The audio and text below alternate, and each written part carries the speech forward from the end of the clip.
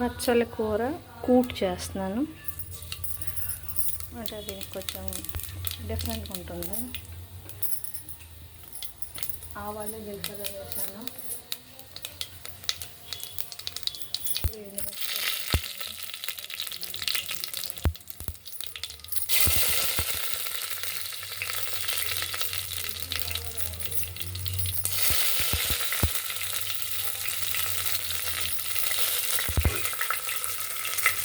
వెల్లుల్లిపాయలు దంచినాను.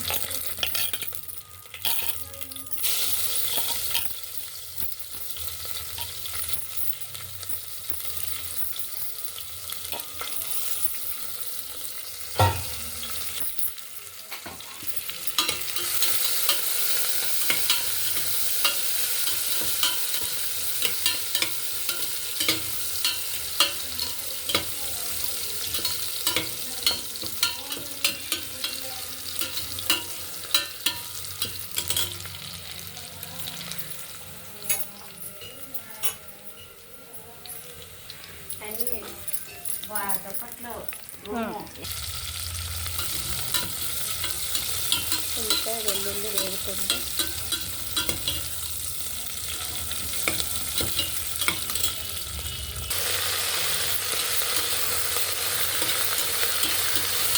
ఎర్ర బచ్చలి ఇది గార్డెన్లో ఉండే.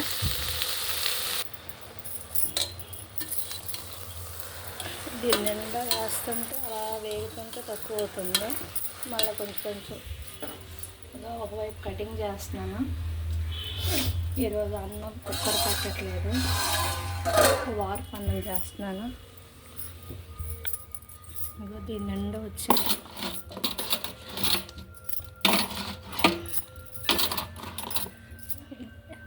వచ్చింది. అలా కటింగ్ చేసి వేస్తున్నా.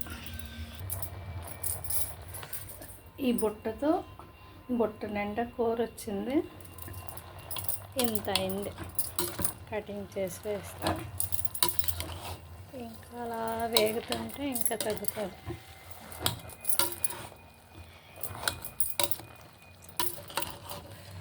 ఇప్పుడు ఈ టైంలోనే ఉప్పు పులుపు తప్పించి అన్నీ వేసేస్తాను. రాత్రంతా నానబెట్టిన కందిపప్పు నానబెట్టాను. ఇది ఒక అన్నం ఉడుకుతుంది. చింతపండు, పప్పు, కారం మీద మసాలా వేసాను, కొంచెం పసుపు. అంటే ఈ ఆకులో కనిపించదని చెప్పి కారం మీద వేసాను. నీట్గా మసాలా. పప్పు అనుకోండి జస్ట్ పోపు వేస్తాము. ఈ కూటికి ఇవన్నీ వేస్తాం. అల్లం వెల్లుల్లి పేస్ట్, మళ్ళీ వెల్లుల్లి, ఉల్లిపాయలు. ఇంకా ఉంటే ధనియా పొడి కూడా వేసుకోవచ్చు. చూడండి, అంత ఆకు ఎంత కొంచెం వేసాను. ఇది బాగా మగ్గిన తర్వాత అప్పుడు పప్పు వేస్తాను. పప్పు వేసి విజిల్స్ పెడతాను. చుట్టుపక్కల ఇలా అంటిన ఉంటే ఉడకవు కదా.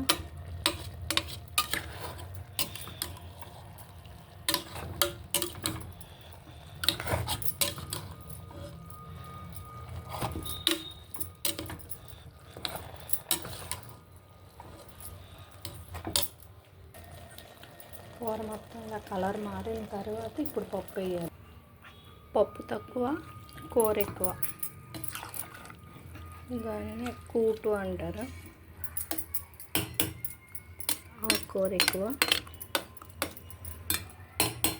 ఇప్పుడు విజిల్ పెట్టేసి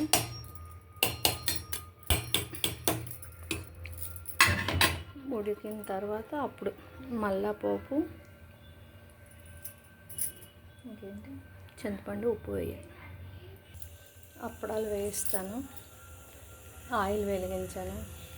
ఈరోజు ఏం చేయట్లే, కూటు అప్పడాలు సింపుల్గా.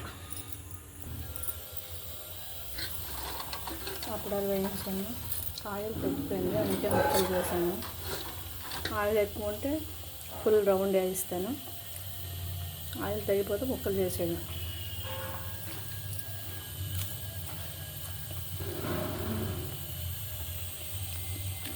కుక్కర్ విజిల్లో వస్తున్నాయి.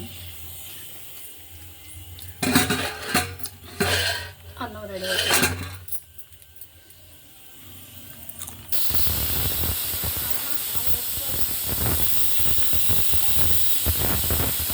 ఎక్కలేరు. బచ్చాల కూర కూట్ రెడీ అయిపోయింది. ఇంకా మళ్ళీ కావాలంటే దీనికి పోపు వేసుకోవచ్చు, లేకపోతే ఇలా తినేయచ్చు, మన ఇష్టం.